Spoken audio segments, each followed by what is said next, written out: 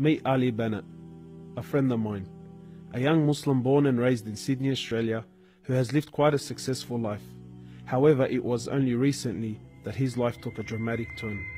This is Ali's story. Where are you at now with your life? What's happened to you?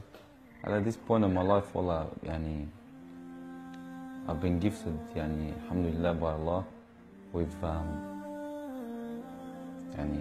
cancer throughout my body, and I've changed my whole life to sort of helping people.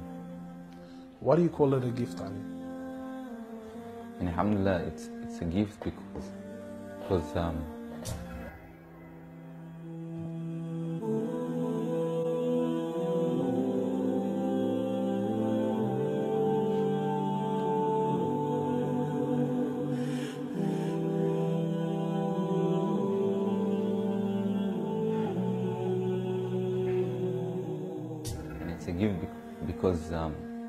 Allah's given me a chance to change. What has having cancer, what has it opened your eyes to? SubhanAllah, everything in life, even the smallest gift, like breathing fresh air.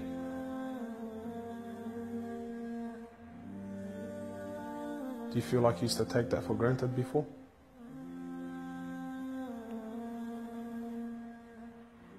How long have you had cancer? 4 months now. Ali was diagnosed with stage 4 cancer and given only 7 months to live.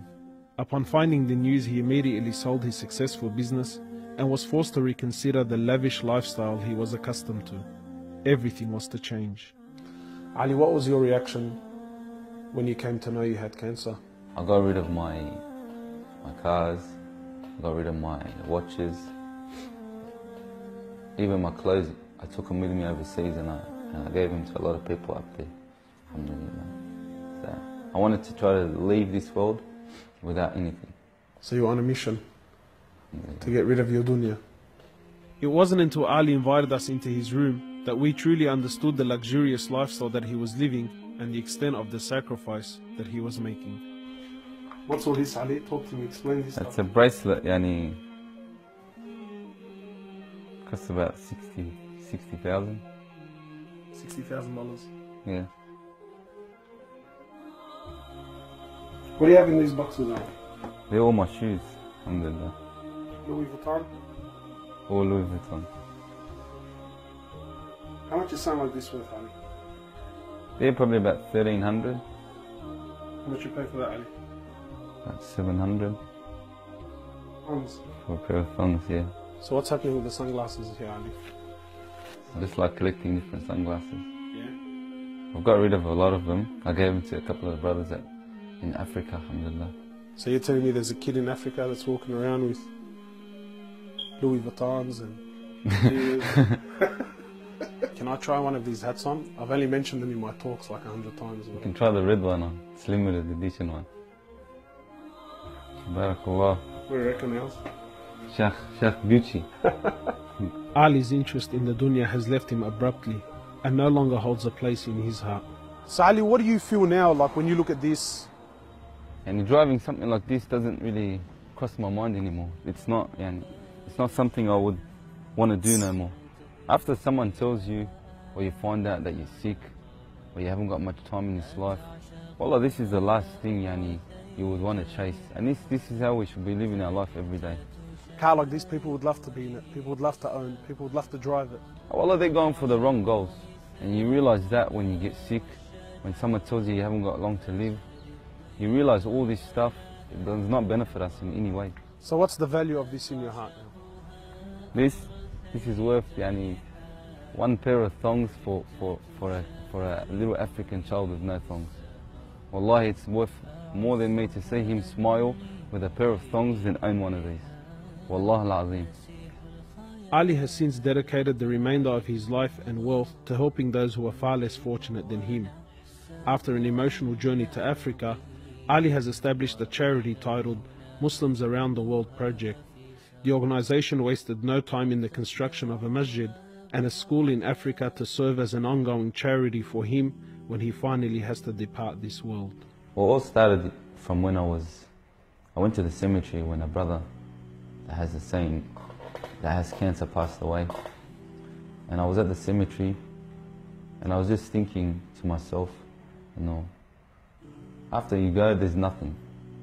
There's no one there for you. No mother, no father, no brother, no sister, except for your deeds.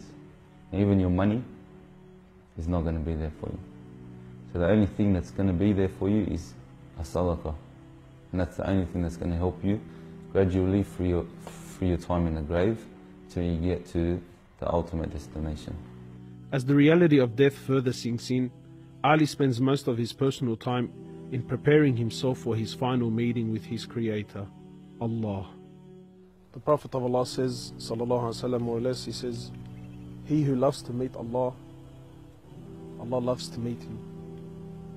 And he who hates to meet Allah, Allah hates to meet him. Are you loving to meet Allah? Because of this cancer, I've been advised by one of the brothers to take a special drug to help me with pain and stuff. And subhanAllah, it's very strong. I took a bit too much and I came into a whole different world within not knowing where I was, and it was very hard for me. And subhanAllah, I actually seen things I've never seen before. And my family were there all standing around me, and I was pointing up and I was saying, Ya Allah, take me. And it was that beautiful what I was seeing. I just wanted to go. And the next day, subhanAllah, I woke up and I was upset that Allah didn't take me.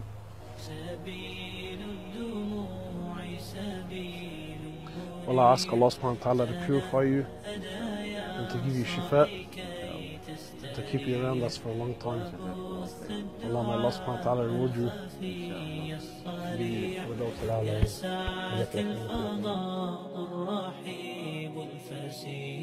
سبيل الدموع سبيل مريح تنهدى يا صاحي كي تستريح